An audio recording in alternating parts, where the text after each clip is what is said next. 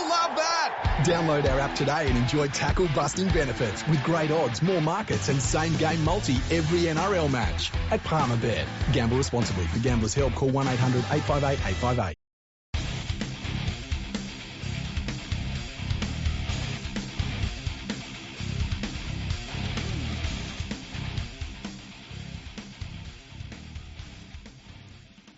Welcome everyone to Fergo and Freak. I'm your host, the Glorious League Freak. Andrew's not here tonight because he's on special assignment, so you've just got me going solo. Also, that's what she said. Really interesting NRL Magic round, which looked like it could have been marred by really poor weather. It was absolutely teeming down for 2 of the 3 days. But in a weird way, the weather kind of added to the spectacle. And really, we saw some really good football over the weekend. We also saw some really weird things happen, some spectacular things happen, and there's already been a little bit of fallout from the round. So I guess the first thing to talk about is the fallout. And after the very first game of the round, which was a 16 points to 6 win to the Newcastle Knights over the Canterbury Bulldogs, the Bulldogs board has called an emergency meeting to discuss the future of coach Trent Barrett at the Bulldogs. Now, obviously on the podcast, we have said many, many different times what we think about Trent Barrett as a coach. I think his record really speaks for itself. His record is diabolical. There's nothing in his coaching history over 2 different clubs now that really shows he has the ability to make a club better. And if anything, he's made clubs worse. And I think the really damning thing is that this year he has a lot more talent at the Bulldogs and they're still terrible. Now, there's a lot of people that will say, well, he's not out there dropping balls and throwing bad passes and all that sort of thing. But you tend to find that a team gets led by their coach and the standards that he sets. He is the boss. And Trent Barrett is just not very good at being the boss of a football club, unfortunately.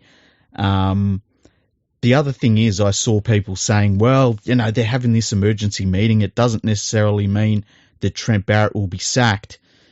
I can't think of a coach in the history of any sport ever that hasn't needed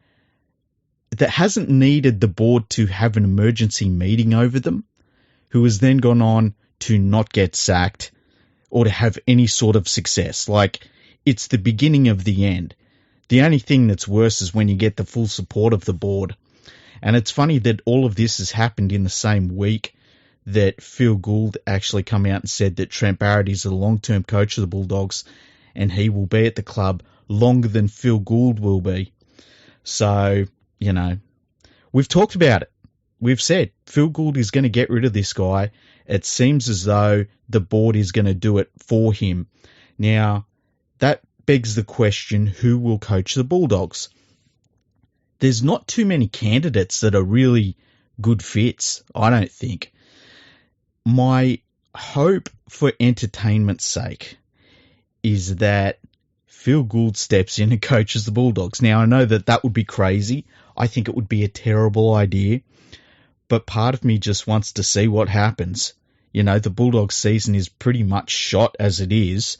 A new coach, I think you would want to see them come in towards the end of the year and, have that pre-season with the club and not really take over this mess of a situation, start afresh.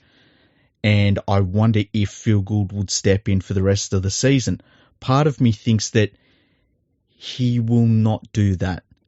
And my feeling is that he would much rather be a possible coach than an actual coach. He's also getting on in years. I don't know that he would want to do the workload that a full-time coach has. I think he prefers to be the supposed saviour and be in the background and do all that sort of stuff. So I don't think he will step in. But that brings me to the next point. If you are a coach and you decide you want to coach the Canterbury Bulldogs and the board offers you this job, the first thing you say is, I will only take this job if you get rid of Phil Gould. And here's my reasoning. If you're a good, well-rounded coach, you don't need Phil Gould. You don't need the role that he is currently in. Craig Bellamy doesn't have a guy over the top of him, okay? He doesn't need one. Wayne Bennett has never needed a guy over the top of him. He's never needed one. Even when Ivan Cleary got back to Penrith and he kind of got his feet back underneath him again, Phil Gould was out. And Gould himself even said, look, the long-term idea was that this club would get to a point where they didn't need Phil Gould doing that role. And that's what happened at Penrith. I don't think that as a new coach you want to come in and have Phil Gould hovering in the background, because there's two things. Number one, you don't need him. He's just access to your football club department. He is money that's being spent, and he's another voice, and you want your voice to be the voice. You know, if you're a first grade coach, you want to be the boss. That's the job. You want to run everything. You don't need another guy who either wants to put his opinion in or is given another voice to the board. You don't want any of that. The second thing is, Phil Gould tends to drag along drama with him in one way or another, whether he manufactures it or what. There's just always some sort of drama there. And look, we talked about it a couple of weeks ago when he took over the coaching of the Bulldogs, and I think it was only for a session, and the Bulldogs won that weekend. That was terrible. That was undermining Trent Barrett in the worst possible way. And the writing was on the wall at that point. Like, Trent Barrett's, and he would have known it. If he was smart, he would have known it. So that brings us to the point of, who do they get in as a coach? And when do they come in? I think if I was a new coach of the Bulldogs, as I said, I'd want to take over at the end of the season. I don't want to come in and clean up this mess. My feeling is that the coach will be Cameron Ciraldo, who is an assistant coach at the Penrith Panthers. He's actually been the dude who has coached them in the last two games. One of those was a loss to the Parramatta Eels. This weekend it was a very impressive win over the Melbourne Storm. Ivan Cleary has not been able to coach the side because he's got something weird like an infection in his knee, which is kind of strange. But anyway, I think Ciraldo has been offered a number of first-grade jobs, and he has turned them down waiting for the right opportunity, which is a smart thing to do. And I believe that this is probably not a bad situation to come into at the end of the year, because they're going to clear out a little bit of salary cap space this season. There's going to be a few players that leave the club at the end of this year. They've got an influx of talent as well, so they'll get Viliami Kikau. They'll get Reid Marnie as well, and that's two massive holes in this Bulldogs side that will be filled. And they've also got some quality players there, you know, Burton, Josh Addo-Carr. You've got players you can build around at that point. Now, I think that they should be pushing for a final spot next season. But I thought that this season as well, and I've been completely off the mark with that. But I think it's also fair to say that the Bulldogs have been absolutely terrible as well compared to where their expectations should have been.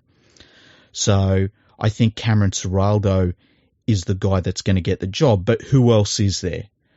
Well, you've got Shane Flanagan. Now, I think any club that has Shane Flanagan come on board as a coach is mad.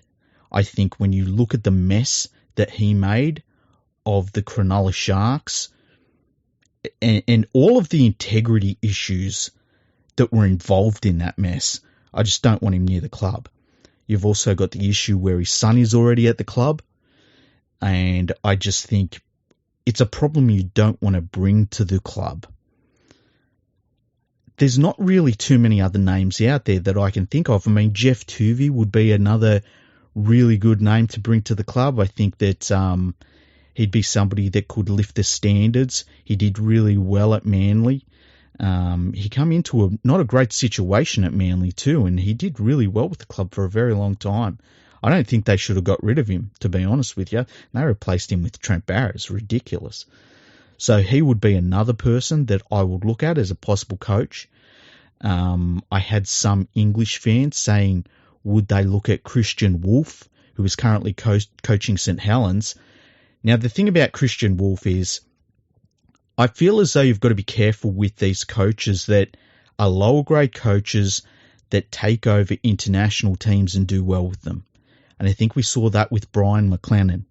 You know, Brian McLennan come in to the New Zealand side, coach New Zealand, really lifted them immediately. Everyone said, oh, wow, this guy's a super coach. Then he started coaching in Super League. And, you know, coaching in Super League and being successful in Super League doesn't mean you're a good coach. It just doesn't. And we've seen the results of that many, many times. I don't need to go into that. But then he went to the Warriors. He ended up at the New Zealand Warriors, and it was just clear he was so far off the pace, so far out of his depth. It doesn't mean that he's not good as Tonga's coach, Christian Wolf. It doesn't mean that at all. If you get a team, an international team, and a representative team, and you can bring them together, you can make them gel, and you can win games, that's all you can ask of someone. And Christian Wolf's record is, I mean, it's a marker in international rugby league history, let's face it. You know, he's coaching Tonga and they beat Australia. They beat everyone. They beat everyone. Like, he has no questions to ask there. But coaching an NRL side's a completely different thing. It's like coaching a state of origin team and then coaching an NRL side. Completely different thing. I think at times Laurie Daly was really good as the New South Wales coach. Mal Meninga is the greatest state of origin coach in history. Both of those guys as NRL club coaches, no, it just doesn't work. Mal Meninga wasn't a very good club coach. He just wasn't. His record wasn't good. So I don't think Christian Wolf would be the guy that the Canterbury Bulldogs would be looking at. I think what they'll want is an established coach, somebody that's got a track record, which is something that Trent Barrett really hasn't really got much of, even after being at two different clubs. I think they'll want somebody that's a professional, that's been there, that's done that. They don't want to take another flyer. So, you know, and I understand that there's questions about Ciraldo because he hasn't been a first grade coach really. You never know if somebody's going to be a first grade coach until they are a first grade coach. And we've seen that time and time again. Adam O'Brien is another great example. These super coaches that, you know, they're the next big thing and then they come along and you kind of wait for it and that doesn't happen. And unfortunately for Trent Barrett, he will end up being the poster boy of the supposed next super coach. And it's going to be interesting to see if they fire him immediately this week, who will be the interim coach, whether it will be one of his assistants or Phil Gould. And, you know, or whether they say to him, look, we're giving you to the end of the year. And if they do that, will Barrett walks immediately or will he stay there and, you know, take the money? Who knows? But at the end of the day, it's never good when you've got an emergency meeting about your job. And so Trent Barrett's time at the Bulldogs is numbered, and it seems like Bulldogs fans were pretty excited about it on Twitter when I had a look before. They've been calling for him to leave for a long time. And the other interesting thing about Bulldogs fans is they're really pissed off at Phil Gould. They're not happy with him at all. Apparently he's been blocking a lot of them on Twitter and they haven't liked that, but they just haven't liked the way that he's backed Barrett in the face of so many terrible results. And, you know, that's fair enough. I can't believe it's taken this long for Bulldogs fans to start really blowing up about the way the club has been run in terms of the football club side of it anyway. Now, the big clash from Magic Round was the Penrith Panthers taking on the Melbourne Storm. The Panthers were coming off a loss. The Storm were coming in looking just unbelievable, but they had lost Pappenhausen. And then basically the morning of the match, we found out that Hughes was out as well.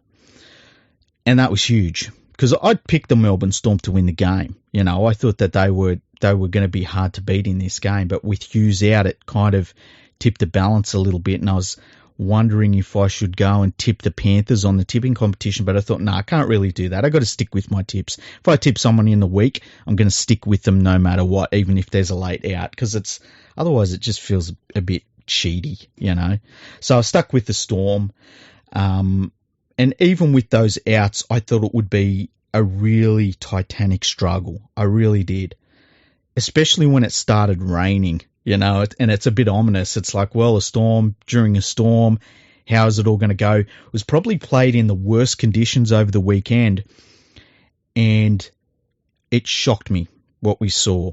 The Panthers completely dominated the Storm in a way that I was trying to think, how many teams have we seen really dominate the Storm like that, say over the last 10 years or so, because when you start getting, further back than that, you start forgetting games here and there.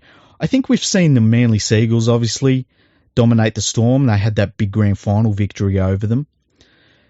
And this game, it was just unbelievable. Like, the Panthers absolutely strangled the life out of the Storm, as we've seen them do so many times before to other teams. And it was shocking to see them do it to the Storm. In attack, they really pried the Storm apart at times, which is what we don't normally see. And I heard some of the commentators during the match talking about, like, have we seen this Storm team basically running through opposition sides and, playing almost Harlem Globetrotter style football, and then all of a sudden they come up against a properly good team in the Panthers, and the Panthers are a little bit battle hardened. They had that loss on last weekend to the Parramatta Eels at home. That was a bitter pill for them to swallow, and they kind of come into this, game sort of breathing fire. There might have been a little bit of that, but it was just one of those performances that were very unstorm-like. And the crazy thing to me was that it wasn't just about what the Storm were doing themselves. It was about what the Panthers were not letting the Storm do. Now, obviously, if you take out their halfback and you take out their extremely potent attacking fullback, they're going to be a different beast. And one of the interesting things about this game I found was that I kind of looked at it through different lens than I would have even this time last year. This time last year, I kind of would have looked at it as a case of, okay, the Panthers, who hadn't won the Premiership yet, keep in mind, the Panthers are going in, and I want them to learn something from the Storm. I want them to perform well, hopefully win the game, but for the most part, I want them to learn from the Storm. In this game, as they're almost to the point where you could say they were almost kicking the Storm's ass, all I kept thinking was, this is nice, but it's not the finals. And it was a very weird position for me to be in as a Panthers fan, because I have never really felt that feeling ever as a Panthers fan. Keep in mind, when the Panthers have been good in the past, we've been good for very small parts of, time. Our Premiership run in the early 90s, where I was so young, it was hard to really enjoy that properly, but we weren't very good for very long. And then in 2003, we sort of come out of nowhere, and all of that was kind of done and dusted by 2006. Even in 2005, we were a bit of a spent force. By 2006, we were done, Now you've got this Panthers team who they're very young. They've been in 2 straight grand finals. They won the last grand final. And everything changes. Your expectation on the team changes. And it was very strange to sort of watch this game, and they're smashing the Storm, who had been leading the competition for the last week. And all I could think of was like, none of it really matters until the finals. The Panthers now, and the Storm as well, they're well ahead of the competition. They're probably going to finish 1 and 2 unless something really dramatic happens during the Origin series and both teams go on a really bad losing streak or something like that. But, these two teams, their focus is so far down the track. And so my feeling really was, it was like, this is nice, this is cool, but it doesn't really matter. This isn't what these two teams are about. So I don't know that there's anything you can really get out of this game, I guess, is the end result. I think that you can look at this as a one-off performance. It was fun to watch these two teams play against each other. I wish the Storm had have been at full strength. I was very happy with the Panthers' performance. They did what you would have wanted them to do against the opposition they were faced with, but I don't think this is a marker for what we will see down the track.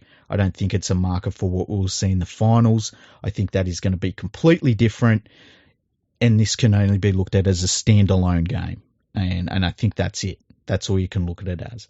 Now, the interesting thing was that last week the Parramatta Eels beat the Penrith Panthers, and the Eels are the only team this season that has beaten the Storm, and the only team that has beaten the Panthers, apart from the Panthers beating the Storm, obviously. And I tipped the Parramatta Eels to lose against the Roosters for one thing alone. It wasn't that I thought that the Roosters were a better team. It wasn't about who was that, they're both playing away from home. It wasn't about preparation. It wasn't about any of that.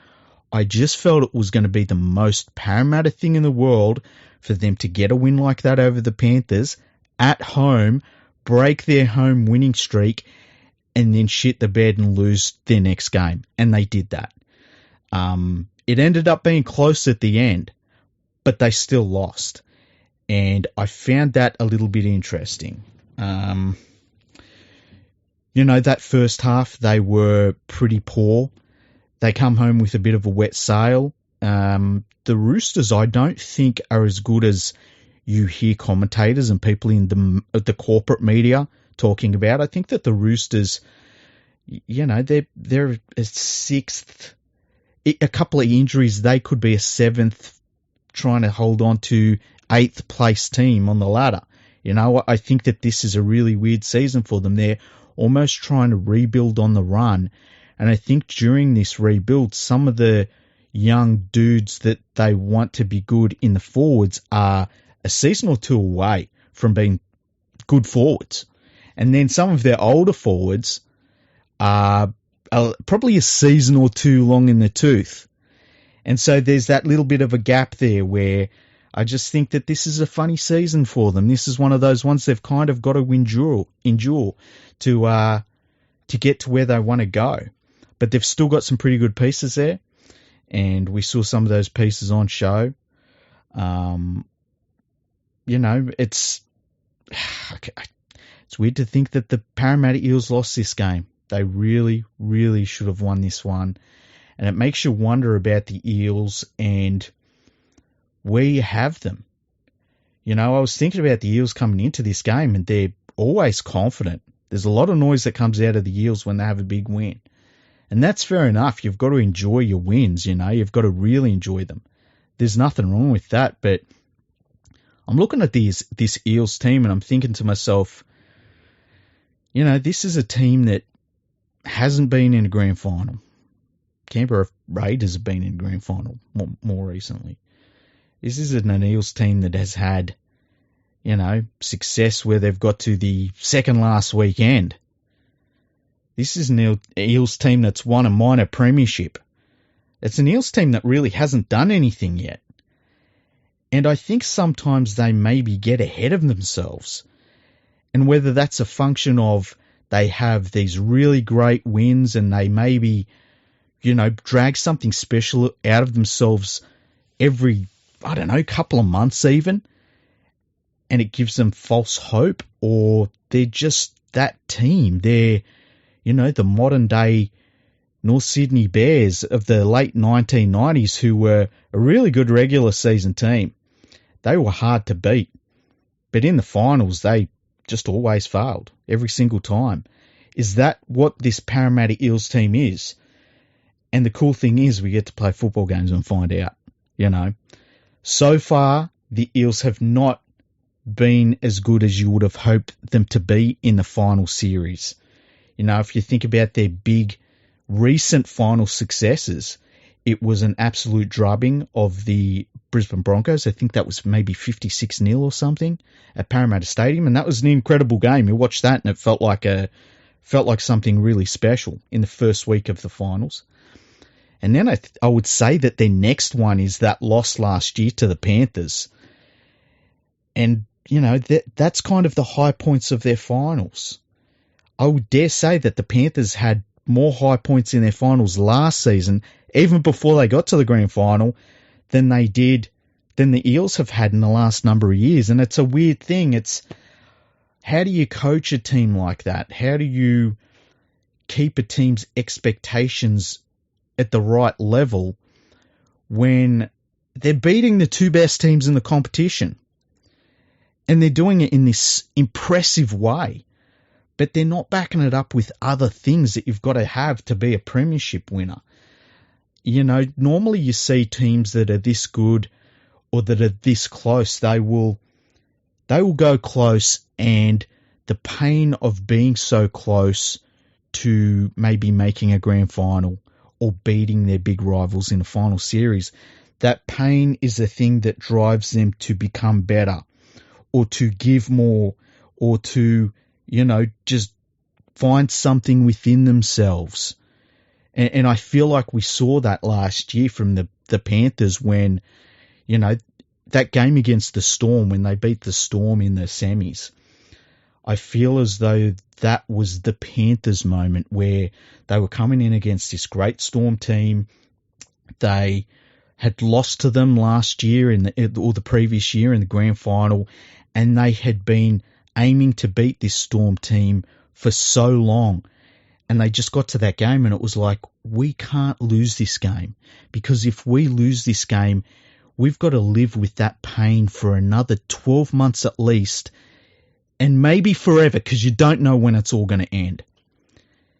And so we saw that out of the Panthers, and then you saw it again, I think, in the grand final where, there was one point where that grand final was really finely balanced, and you don't want to be the team that has to think about a grand final loss for the next 12 months in an ideal situation, because there's plenty of teams that never get back to a grand final after losing it. I don't know that the Eels have that pain in them. And that's a weird thing to me. That's one of those things where you can't teach that. You can't teach that pain of losing a grand final. And I don't see it in the Eels. It's very strange. And look, maybe they're a different team. It might be one of those things where they've got this confidence within themselves and they get to the finals at the end of this year and they've got no scars, and that's what gets them through. Sometimes that is what gets you through, not having scars. Look at the 2005 West Tigers. They didn't really have any scars going into their final series, and they won the title. Sometimes that's how it works. I just wonder if that's how it's going to work for this Eels team. It's an interesting dynamic, and the cool thing is that we get to see it all play out. And one of the cool things I think this year, when you look towards the final series, is the fact that the Storm and the Panthers are eyeing each other off. Last year's grand final losers in the Rabbitohs, I think they've fallen away too far. You've got the Roosters, who are probably not there yet, but you can't take them lightly. You've got this Eels team who knows it can beat the top two teams, but who knows what they're going to are they going to show up in the finals? You don't know. It's really cool to see. And then you've got the Cowboys. I mean, I don't even know what to make of the Cowboys. Tipped them to get the wooden spoon, and they are one of the top teams in the competition this year. And it's not a fluke. It's not a fluke anymore. So really cool season we've got shaping up so far. Now, one of the news items we saw come out, I think it was on Sunday, was the possibility, and this is weird because we've seen a lot of news about expansion in the NRL coming out. There was a little bit of news the other week that PNG would push for an expansion team, but as I saw some people saying, that news normally comes out when there's an election in PNG, and there just happens to be an election in PNG. So you've got to take that with a grain of salt.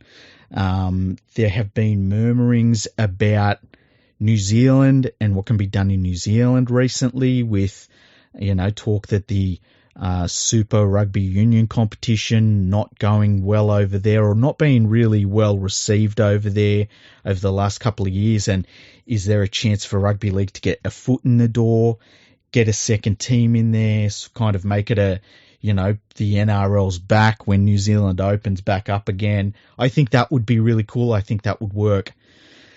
And then there's Perth. Now, we saw an article come out today or yesterday when you're listening to this, and it was the North Sydney Bears wanting to be Perth's new team. Now, the Bears do this. They want to be everyone's new team. At one point, they said they wanted to buy the Gold Coast Titans from memory. Another thing they wanted to do was to be the second Brisbane team that played in Brisbane that also played games at North Sydney's Cricket Oval, which is in 2023 is an absolutely fucking ridiculous idea, I'm sorry to say. But now they're kind of trying to do this thing where they're trying to get their foot in the door at Perth. I don't know if Perth is going to be the one to get the license. At this stage, look, Brisbane was always going to get the license. You got that feeling with the 17th team. When they do the 18th team, if I had to put money on it, I would say it's going to be a second New Zealand team. And I don't know exactly where that second New Zealand team is going to be. I feel like it will be linked to a stadium or a possible stadium construction. And that would lead me to think maybe Christchurch, but I'm not. I don't know. I'm just guessing. This is me just guessing. If it is Perth, it needs to be a Perth team. It can't have baggage. I think calling a team the Perth Bears would be kind of weird.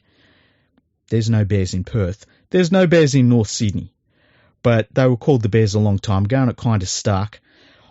We've said on the podcast before, and look, Perth Pirates, terrible name. Absolutely terrible name.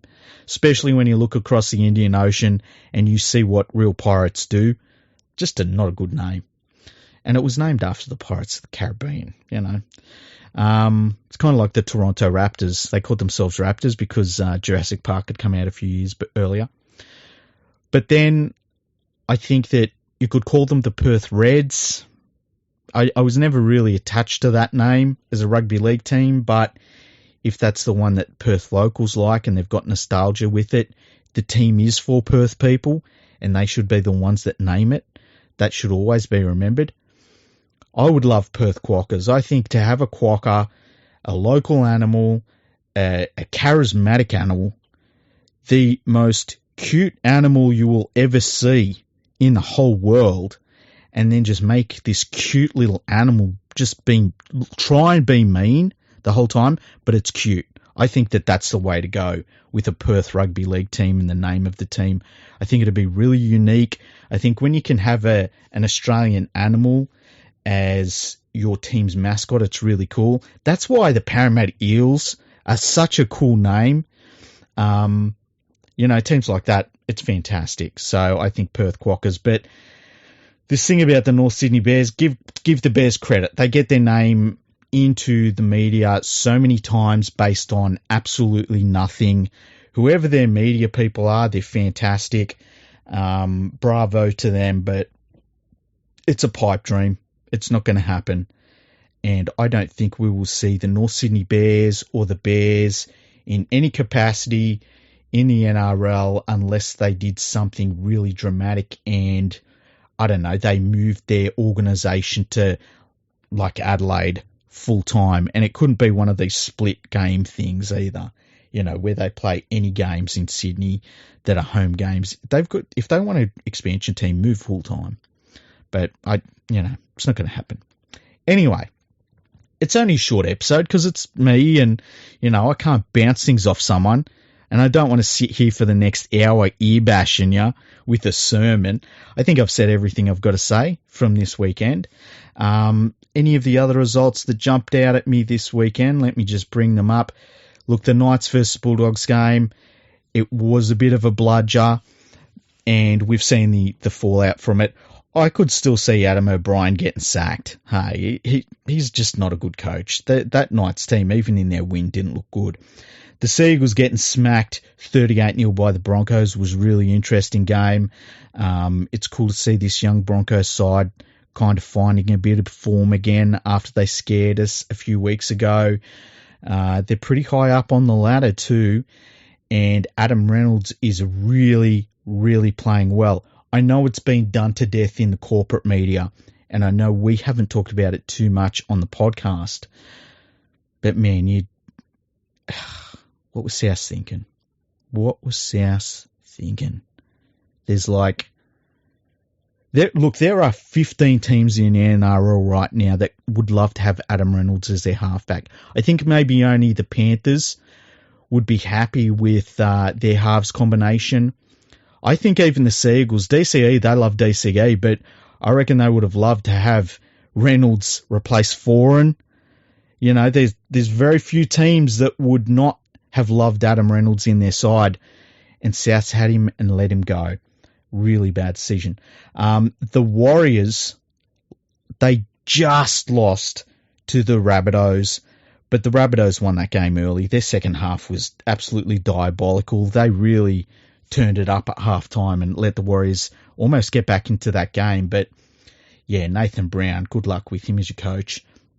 The Titans getting a win over the Dragons, that surprised me a little bit. I'd tipped the Dragons. It was always going to be one of those 50-50 contests. The Titans got it up there in Queensland, semi-home environment, so, good stuff for them. As we said before, 32 points to 6, the Panthers over the Storm, kind of a shocking game. The Raiders beating the Sharks. What a weird result that was. I did not see that coming. The Raiders showed so much resilience. They had 2 players sent to the sin bin, rightfully so, for professional fouls. Then they had Elliot Whitehead. He went into a tackle, and it was Dale Finnegan who went in. He ran the ball from a kickoff, bounced off 2 players, hit Whitehead's shoulder with his head. Whitehead was kind of just there, and Whitehead got sent to the sin bin. I thought it was a really bad decision because, it was a complete accident. He wasn't even involved in the initial tackle. He was just kind of there when the player hit him awkwardly. So they had 3 players in the sin bin over the course of that game. At one point, they were down to 11 players, and the Raiders still won out 30 points to 10 winners. I think Craig Fitzgibbon, if he could do it again, he would not mess with his halves combination as much. I think that really hurt his team. But the Sharks just turned up and just didn't really look like they were ready to play. It was a weird one. The Roosters beating the Eels. Really good start by the Roosters. Eels come back strong, then the Roosters finished them off. And unfortunately, I didn't get to see the West Tigers lose 36 points to 12 to the Cowboys. But Cowboys kicking ass and doing really, really well. They should be... Man, Cowboys fans must be so ecstatic after the terrible seasons they've had to endure lately. So the ladder looks like this. The Panthers are out on top by themselves once again. They've got 18 competition points ahead of the Melbourne Storm, who have 16 competition points. Then we're back to the Cowboys, who are incredibly only 1 win behind the Storm. That's amazing. They're just ahead of the Roosters, who are on 12 points, with the Sharks, the Eels, and the Broncos. Then we go down to 8th place, the Rabbitohs, who are on 10 competition points. In 9th place, we have the Manly Seagulls, who are also on 10 competition points, just on 4 and against. Then, 8 points, we have the Raiders in 10th, the Warriors in 11th, the Dragons in 12th. Behind them on 6 competition points are the Gold Coast Titans and the Newcastle Knights, who are also on 6 competition points in 14th place. Then we have the West Tigers on 4 competition points in 15th. And last but not least, the Bulldogs, also 4 competition points. They're in 16th place. Their for and against is minus 125. They've got the second worst for and against in the competition. Oh no, they've got the worst for and against in the competition. They're minus 125. The Knights are minus 124. And the West Tigers are minus 106. Anyway, we will have another podcast for you, probably within the next 24 hours. And then we will bring you our preview show on probably the Wednesday, I would suggest, and Andrew will be there for both. If he's not, we will all get onto social media and we will harass him together, okay? But he was on special assignment tonight, so that's all good. So, if you're not following us on Twitter, make sure you do. We had Nadine up at Magic Round. She was posting photos from Magic Round, not only to our Twitter feed, which is, if you go to Twitter, it's twitter.com/Fergo Freak Pod. But she was also posting to the Instagram account everything that she saw there. So thank you for that, Nadine. She was our representative up there. She was talking about how it would have been nice if it didn't rain for the first 2 days, but it sounded like she had fun anyway. So it was awesome to see those photos. Go check them out. You can follow us everywhere that there is a social media outlet. Also, check out the website, fergoandthefreak.com. If you want to send in an email, send it in via your email address. Don't go through the website. So go to podcast@leaguefreak.com. Send an email there. Make the subject podcast, and then write whatever you want. You can talk about football. You can talk about your personal life. You can ask us questions about football. You can ask us advice about what you need to do to be a better person. And we'll give you the best advice we can. It might not be right, but it'll be our best, and that's all you can ask for. You can follow me on Twitter. Just go to League Freak. No space, just @League Freak. Go to leaguefreak.com. That's my website. You can also follow me on Facebook. If you've got a Facebook account, just put in leaguefreak.com. It'll come up. I'm also on NRL Gossip. I post to that. And Rugby League Infinite. I also post to that page too. And they've given me, both of those Facebook pages have given me support for many, many years, and I am always so thankful for their support. They've been fantastic, and they just let me basically post whatever I want to post. And, you know, places like that on the internet, especially in rugby league circles, are few and far between. A lot of people that run rugby league stuff on the internet are a bit weird. I'll talk about that one day. But anyway, thank you for listening. I hope you've enjoyed the episode. Looking forward to this weekend's games. Catch you soon. Palmerbet with the big don't argue. Punters will love that. Download our app today and enjoy tackle busting benefits with great odds, more markets and same game multi every NRL match at Palmerbet. Gamble responsibly. For Gamblers' Help, call 1-800-858-858.